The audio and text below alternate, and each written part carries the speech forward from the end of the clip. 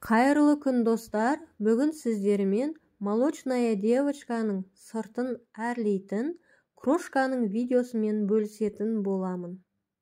Бізге керегі бір жұмыртқаның ағы, сары уызы қажет емес, бөлме температурасындағы сары май және құмшекер немесе сахарная пудра керек. Еріген сары майымызбен құмшекерімізді жақсылап араластырып аламыз.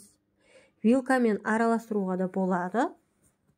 Мен миксермен араластырдым. Осылай жан-жағын жинап, жұмыртқаның ақ уызын қосып, тағы да жақсылап араластырамыз. Үстіне ұн салып,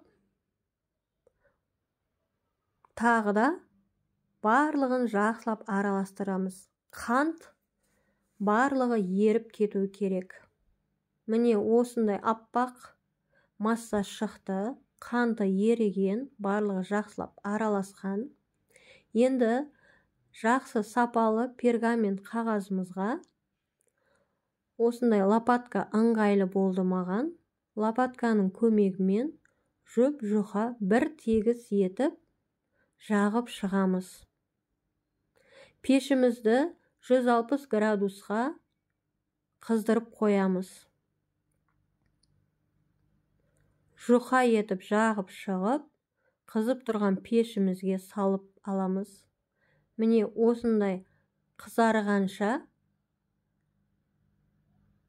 пісіріп аламыз. Сәл суыған соң осылай алсаңыздар өзі ажыратылып қағаздан түседі.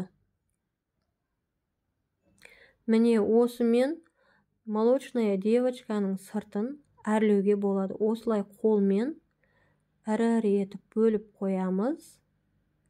Алтын ала жасап, осындай контейнерлерге салып, холодильникке сақтауға болады.